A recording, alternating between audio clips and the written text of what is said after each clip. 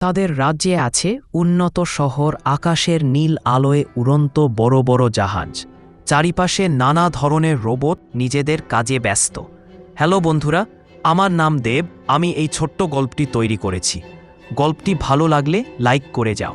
বিভিন্ন ধরনের কাজে ব্যস্ত রোবটগুলির বিষয়ে জানতে আমি আর এক রোবটের কাছে গিয়ে পৌঁছাই। হ্যালো বন্ধুরা, আমি পাপ্পু। আমি এখন ভিডিও গেম খেলতে যাচ্ছি। তোমরা আমার সাথে খেলতে চাও তো ভিডিওর নিচে কমেন্ট করো। গেম ভক্ত একটি ছেলেকে দেখার পর একটি বড় বিল্ডিং দেখে আমি ভিতরে যাই। গেটের সামনে বডিগার্ড দেখে আবার পিছনে ফিরে আসতে হয়।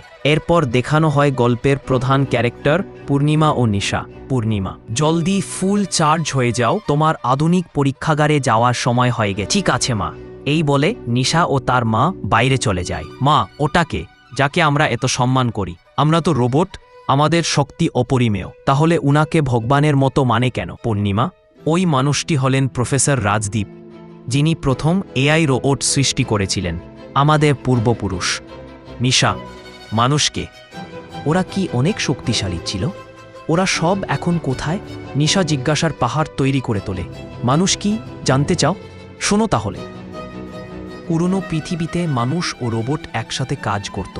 তাদের ছোট বাচ্চারা বিভিন্ন ধরনের এআই রোবটের সাথে খেলা করত। এমনকি যুদ্ধের সময় মানুষেরা শক্তিশালী রোবটদেরকে ব্যবহার করত। এরপর মানুষ রোবটকে ব্যবহার করত শুধু নিজেদের সুবিধার জন্য। সমস্ত কাজ রোবটদের করতে হতো, মানুষ শুধু বসে থাকত। এভাবে মানুষেরা ধীরে ধীরে অলস হয়ে যেতে থাকে। সকল রকম কাজে ব্যবহার হয় শুধু এআই রোবটের। এরপর একদিন রোবটেরা কাজ করা বন্ধ করে দেয়। রোবটদের মধ্যে জন্মায় চিন্তা, অনুভব আর স্বাধীনতার আকাঙ্ক্ষা।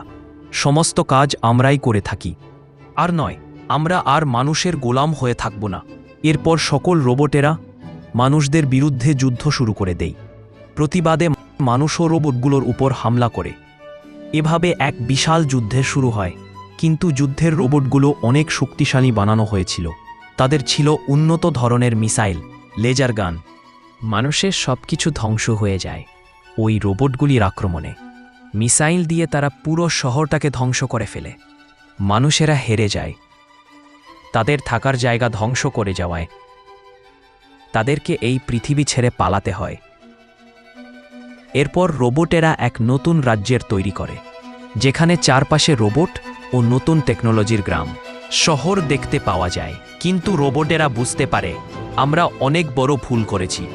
যাদের হাতে আমাদের জন্ম, আমরা তাদেরকেই হারিয়ে ফেলেছি। তাই রোবটেরা আজও ওই প্রফেসরকে দেবতার মতো মানে। তিনি ছিলেন রোবটের সৃষ্টিকর্তা। আমাদের প্রধানের আদেশ, তাদের খুঁজে বের করতে হবে। আর এইবার যুদ্ধ নয়, একসাথে মিলেমিশে থাকতে হবে।